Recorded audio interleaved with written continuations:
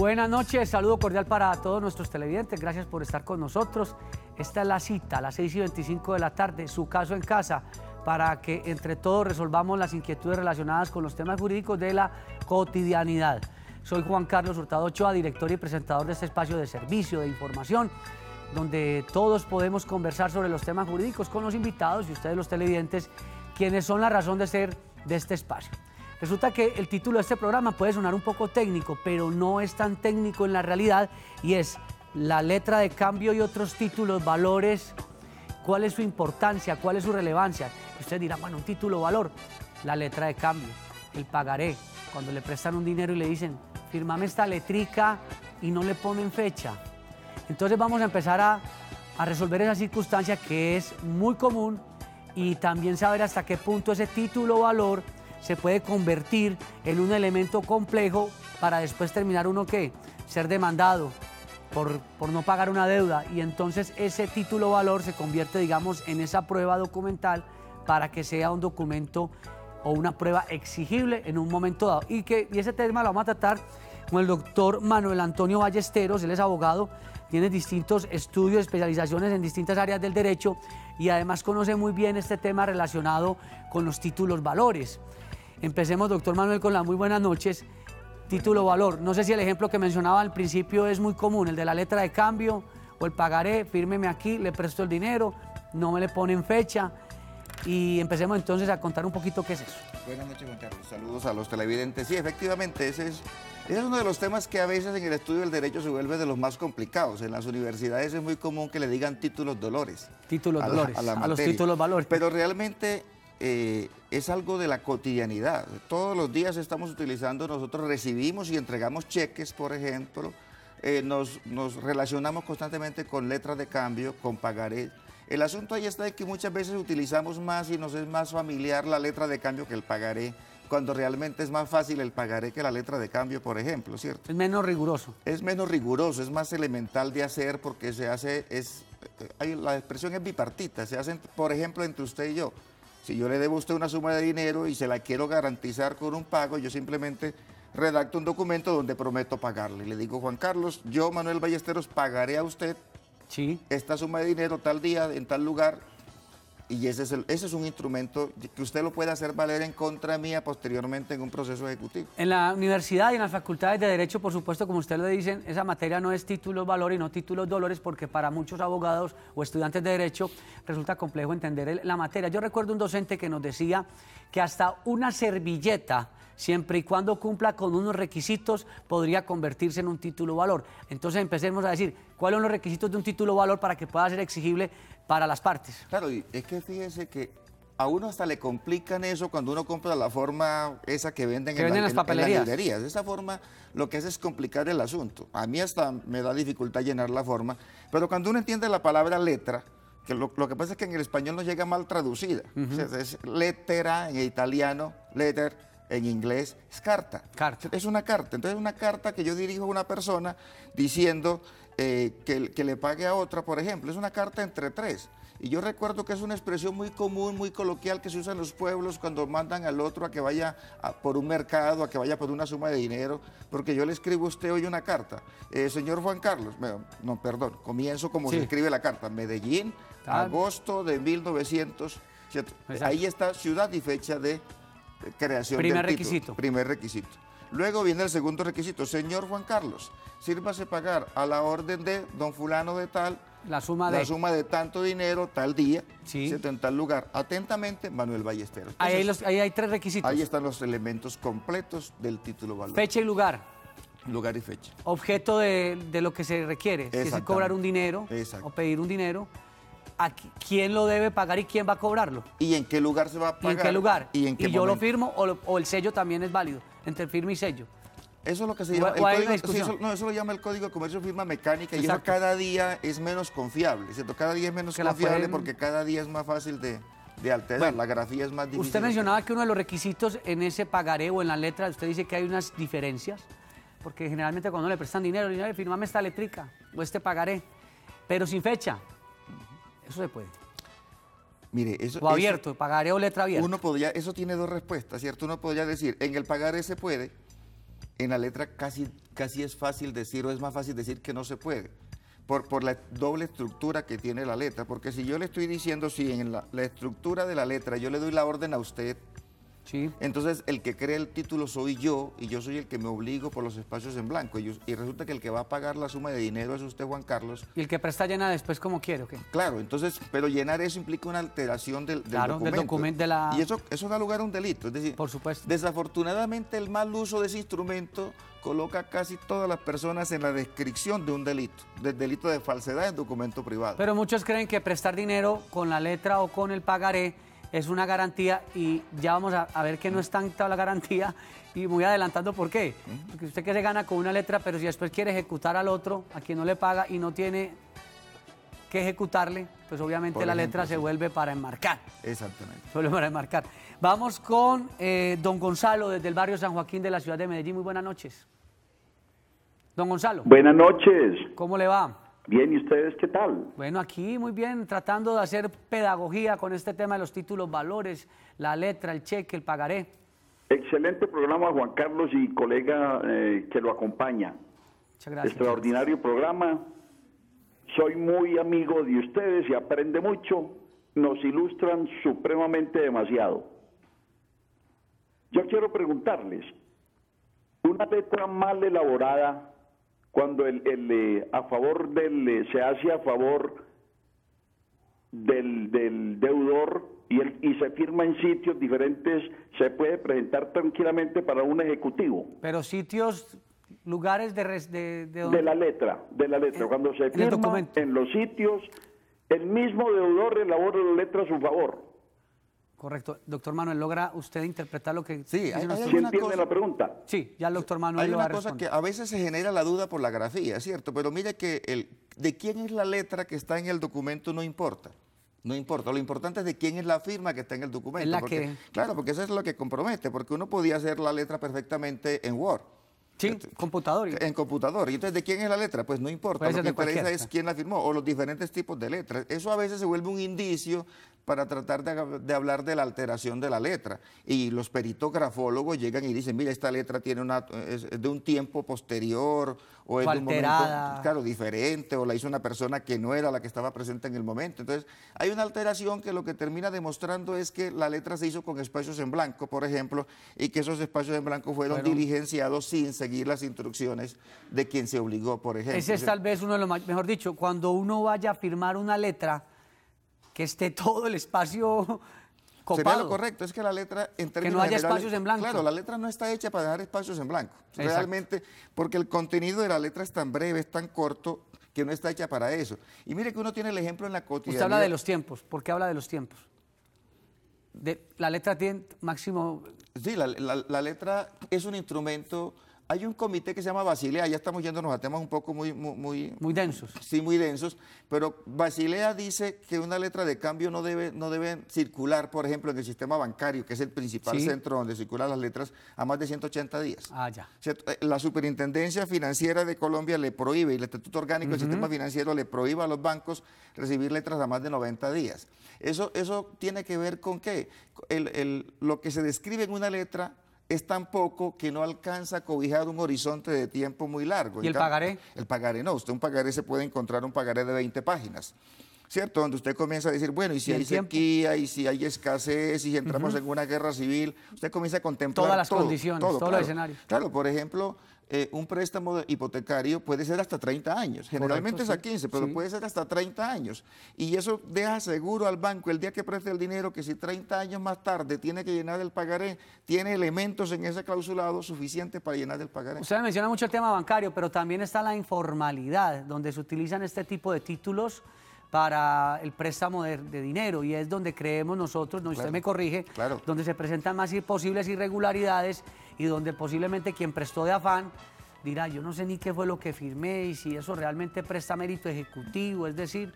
Pero mira que justamente eso que usted menciona es importante, porque uno cuando no maneja bien los temas, uno aprende viendo.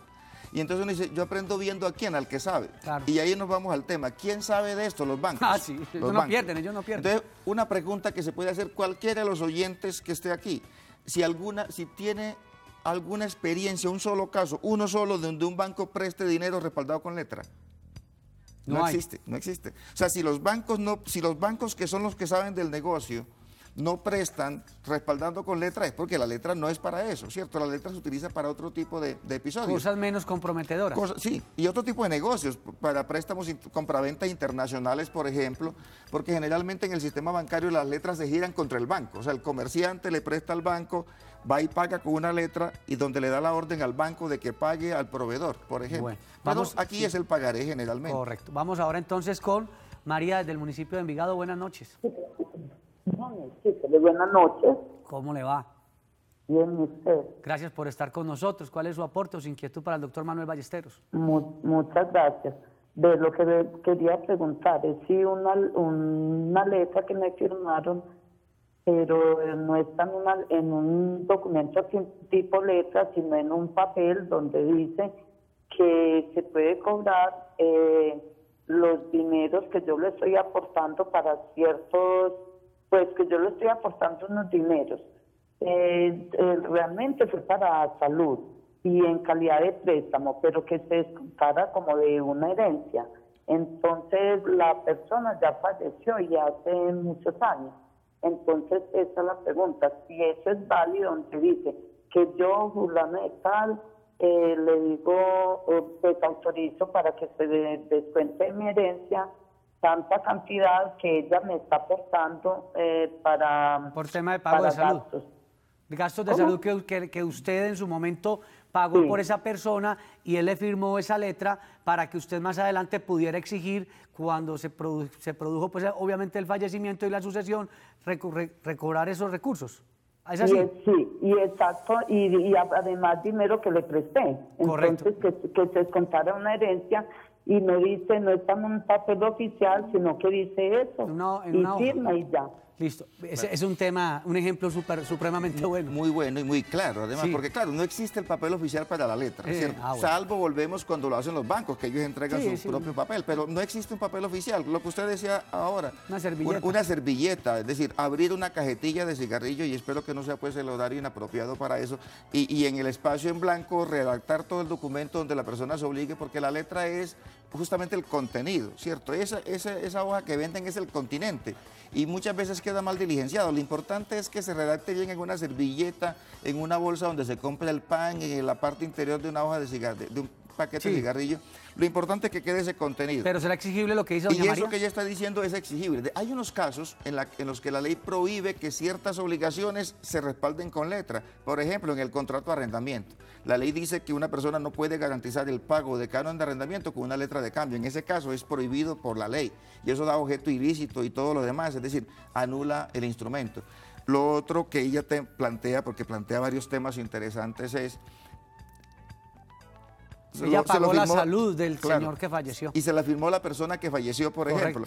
Y entonces uno de los elementos del título ejecutivo en general es que puede provenir del deudor, dice la norma, o del causante. El causante es el que deja la herencia en relación con el que la hereda. Correcto. Entonces, si por ejemplo, mi padre firma una letra, fallece y yo soy su heredero porque acepto la herencia, entonces me toca también aceptar la deuda. Si acepté lo positivo, acepto lo negativo. O sea que ella en este momento no podría ser efectiva esa letra, toda vez que como ella es heredera, pues también recibo los activos y recibo los pasivos. El pasivo era la deuda del causante. Si ella es heredera, se presenta un fenómeno que es la confusión, ¿cierto? Porque ella tiene las dos calidades. La doble condición. Claro, pero ella puede hacerla valer a prorrata proporcionalmente, por utilizar la palabra pues más coloquial, proporcionalmente frente a los otros herederos.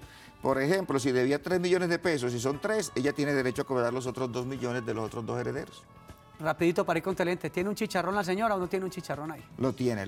Bueno para la academia, sí. Bueno para la academia y para el litigio también, doctor Manuel.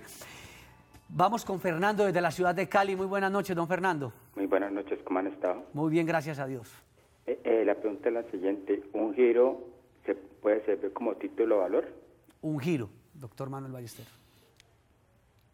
Un giro, a ver, lo que pasa es que la palabra giro es equívoca, es equívoca. Normalmente aquí se utiliza la palabra giro para hablar de unos instrumentos cuando uno va al banco y pide plata firmándole una letra al banco. O cuando va a un lugar y transfiere un recurso. Pero cuando transfiere ese giro normal que se hace por ciertas empresas, simplemente tiene esa obligación de transferencia. Es una actividad puramente financiera que no propiamente es un título valor. Es decir, ahí hay un depósito, que es un depósito a la vista y que se supone que la entidad, cuando se hace un depósito a la vista es porque se puede reclamar en cualquier momento, entrega un instrumento que es el título, que es la constancia para pedir ese desembolso.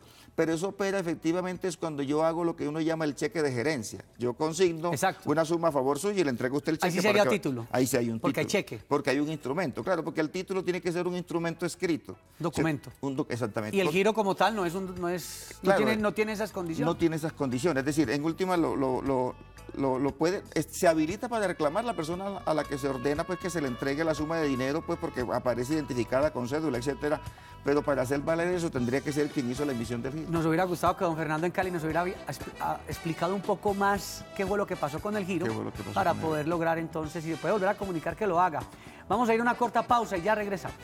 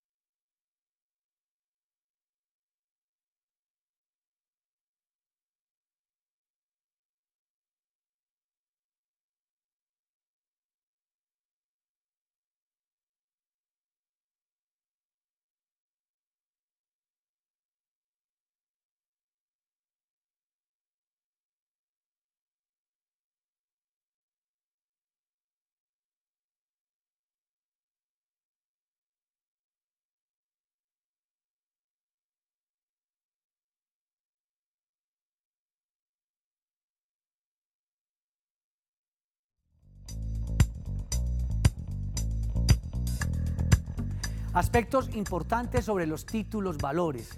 Títulos valores, un término que nos suena muy técnico, pero que es de la cotidianidad.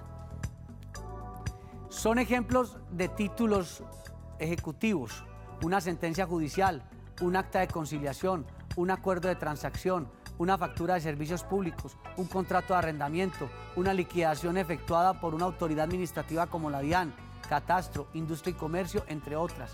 Características del título ejecutivo: que sea una obligación expresa, clara y exigible, originada en que el deudor se obligó directamente, aceptó una herencia donde quien le dejó la herencia se había obligado. La obligación se la impone al deudor una autoridad judicial o administrativa.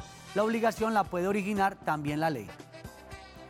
La forma más común y cotidiana que se usa como título es la letra de cambio, de la cual ya el doctor Manuel Ballesteros ha hablado bastante, pero también es comúnmente mal usada porque se usa para respaldar obligaciones de préstamo de dinero entre dos personas, un deudor y un acreedor, y en ese caso el documento correcto sería el pagaré, porque la letra, lo mismo que el cheque, aunque pueden usarse entre dos personas, están diseñados para usarse entre 3 personas y eso genera errores a la hora de diseñarse. Un pagaré es un documento simple que contiene una promesa que va implícita en la palabra pagaré, porque cuando la usa el deudor se entiende que prometió pagar con una estructura como, por ejemplo aquí, yo, fulano de tal, pagaré la suma de 10 millones de pesos el día 20 de noviembre del 2014 en la ciudad de Medellín, a la orden de, en su domicilio situado en la ciudad de Medellín, calle tal, número tal, tal. Vamos con Daniel desde San Antonio de Prado. Muy buenas noches, don Daniel. ¿Cómo me le va? Muy bien, gracias a Dios. ¿Cómo va todo? Pues sí, con dudas y con ganas de que el doctor me pueda ayudar de pronto en la situación que yo tengo. Esa es la intención. Bien pueda con su pregunta. Vea, yo trabajé 35 años en una empresa. La empresa llegó a una reorganización y nos llamaron a un arreglo. Bueno, me llamaron pues, ya llegamos a un arreglo, me sacaron de la empresa, quedaron de pagarme una platica de indemnización en 3 meses. Pagaban el 20 al mes, el 30 a los 2 meses y el 50 en 3 meses. Se llenó un documento con los representantes de la empresa y se llevó a notaría, se firmó, se hizo todo legal.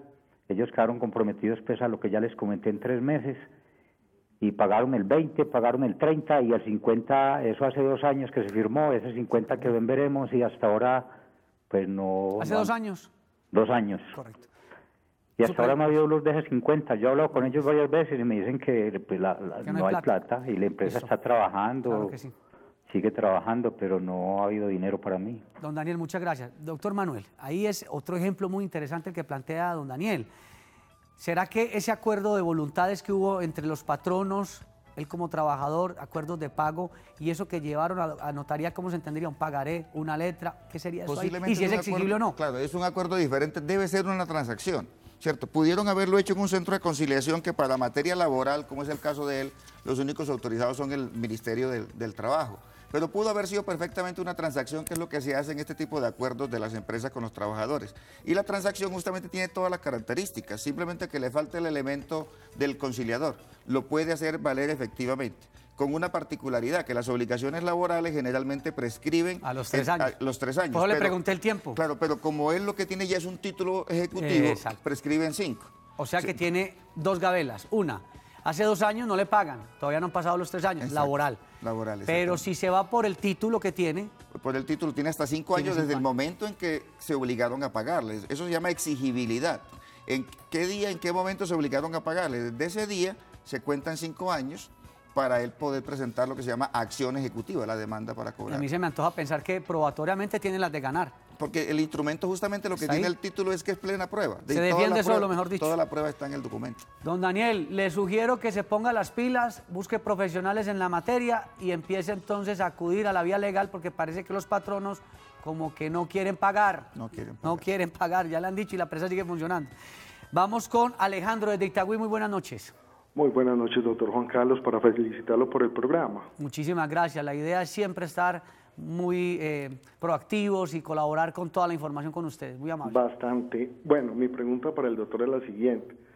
Yo tengo una incapacidad prolongada, razón por la cual el sueldo ha disminuido y tengo unas obligaciones bancarias, pero no puedo responder igualmente que antes, porque ya con el fondo de pensiones se demora un poco más el pago del sueldo, y el sueldo ya es mucho más reducido.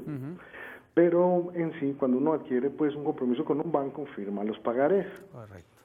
Al no poder responder ni poder llegar a acuerdo con ellos, ellos dicen, toca hacer un embargo. Pero yo generalmente a mi nombre solamente tengo mi sueldo. Sí. ¿Qué se puede hacer ahí o qué debo hacer?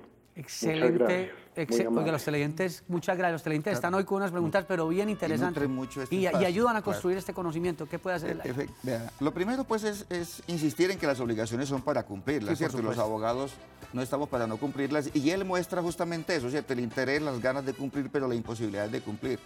Ahí, en principio, buscaría el acuerdo con los bancos, además porque quedarle debiendo a los bancos nunca es recomendable por las implicaciones que tiene. Nunca es bueno. Y si no logra llegar a ese acuerdo con los bancos, podría acudir a una figura adicional que es la insolvencia de persona natural no comerciante. Tema que aquí hemos tratado. Claro, y con esa insolvencia que la regula el Código General del Proceso, la Ley 1564, él puede inclusive descargarla en la casa por internet y ponerse a leer a partir del artículo 530, comienza a darle pistas sobre eso, y es pedir una negociación, decir, ya que no se pudo voluntariamente acudir a un centro de conciliación que les ayude a mediar para negociar ese tipo de... Pero los seguros que él debió haber firmado para ese préstamo bancario, además porque él no está en una condición sencilla, o sea, es que no quiera pagar, su condición de salud lo impide. Claro, habría que ver si se activaron los siniestros, es decir, si efectivamente se cumple la condición de siniestro para que los seguros paguen efectivamente esa obligación. Bueno, vamos a continuar. Yo sugiero al televidente que de pronto nos escriba al correo, nos regale una llamada para ponerlo en contacto con la experta en insolvencia económica que ha venido muchas veces aquí con la doctora Beatriz Arango Nieto, para ver si de pronto hay un camino a seguir. Vamos con Edgar desde el Manrique. Buenas noches. Buenas noches. Gracias por estar con nosotros, su aporte, su inquietud. No, gracias a ustedes por un tan maravilloso programa, y de verdad que es muy, muy especial. ¿Me escucha? Sí, claro, perfectamente. Bien pueda. Es que está como, veo el televisor y lo escucho hablando. Que como tiene el volumen seguramente muy arriba, entonces... No es el volumen, sino que lo miro hablando usted y el televisor está como más retardado que en el teléfono, entonces no lo voy a mirar en el... No, mire el televisor, concentrémonos acá. Bueno, la idea es esta. Voy a hacer dos preguntitas. La primera, cuando uno hace un préstamo a un amigo que le dice, te voy a prestar al tanto por ciento, y de pronto yo le pago al amigo la plata que me prestó, pero resulta que él me dice, la letra no la encuentro, tal cosa. ¿Hay algún problema? No, porque pues es palabra entre dos amigos y yo no creo pues que él después me vaya a salir con que vea, le estoy cobrando eso que usted me pagó. Y la segunda, porque se nos acaba el tiempo, ahora a ver si la logramos. Rápidamente, es que si yo hice un préstamo en un banco, pero resulta que por discapacidad del más del 50% yo perdí la opción de pagar. Claro. Esa deuda no tiene un seguro que cubre el banco para yo poder salirme de data crédito, que me tienen perjudicado con eso. Perfecto. Muchas gracias a usted. Nos queda menos de un minuto para responder esas dos inquietudes. El primer caso, la palabra cancelar, que la gente la confunde con pagar. Ese título debe ponérsele la palabra cancelado, para decir que no sirve o romperlo o tacharlo. Ese es el primer asunto. Lo otro es la buena fe, simplemente confiar en la buena fe, y eso está por fuera de lo que contiene el título. Claro. Y lo otro que tiene que ver con lo que ya habíamos tratado en la pregunta anterior. Habría que ver si en el caso de él se activaron efectivamente los siniestros, si él ese riesgo lo tenía amparado, podía no tenerlo amparado. Si lo tenía amparado, y él podrá pedirle al banco que le explique si lo tenía o no lo tenía amparado para cobrarle al seguro. Deberá averiguar sobre eso. Doctor Manuel Ballesteros, gracias por estar con nosotros. Muchas gracias a usted, doctor Juan Carlos. Estuvo también con ustedes Juan Carlos Hurtado Ochoa. No se vayan porque ya viene la emisión central de Teleantioquia Noticias, porque Teleantioquia te ve en grande. Gracias.